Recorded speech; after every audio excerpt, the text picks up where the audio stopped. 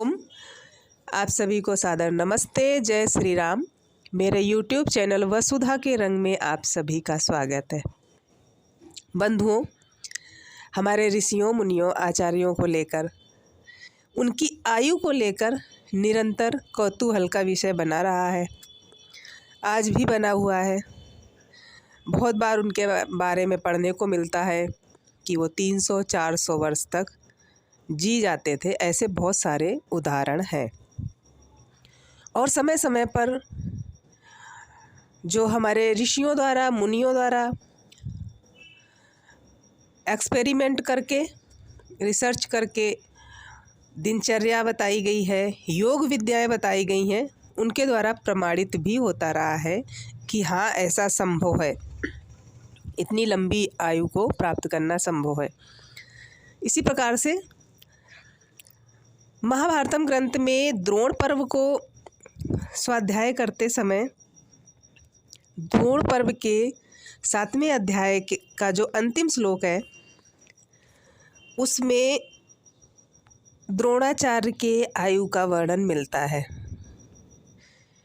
इस ग्रंथ में संकलनकर्ता स्वामी जगदीश्वरानंद जी कहते हैं, असीत पंचका पद का अर्थ उन्होंने 400 वर्ष किया है, क्योंकि यही अर्थ समीचीन भी है।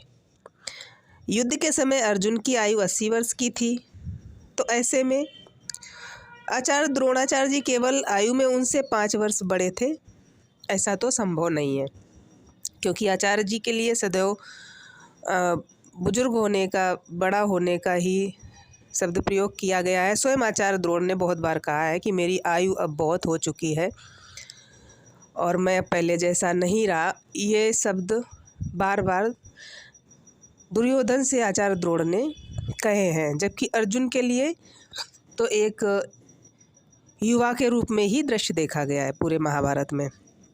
यहाँ पर स्वामी जगदीश्वरानंद जी ये भी कहते हैं कि यदि कोई ये कहे कि क्या प्रमाण है कि युद्ध के समय अर्जुन की आयु 80 वर्ष की थी, तो वो कह रहे हैं कि इसका प्रमाण ये है, उत्तर भी यही है कि युद्ध के पश्चात महाराज युधिष्ठिर ने 36 वर्ष तक राज्य किया है।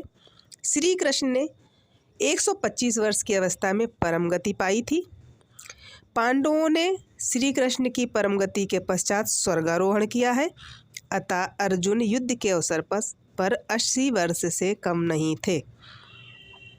यदि द्रोणाचार्य जी की अवस्था युद्ध के अवसर पर 85 वर्ष की होती, तो व्यास जी पंचाशीति शब्द का प्रयोग करते। इसी प्रकार से हम पहले इस ग्रंथ के आधार पर अभिमन्यु की आयु के बारे में भी एक वीडियो में चर्चा कर चुके हैं कि अभिमन्यु की आयु उस समय लगभग 48 वर्ष थी। तो बहुत सारे दिलचस्प प्रकरण हमारे ग्रंथों में भरे पड़े हैं और बहुत अच्छा भी लगता है पढ़कर। आप सभी भी अपने ग्रंथों का स्वाध्याय करें। जय श्री राम। पुनः सादर नमस्ते।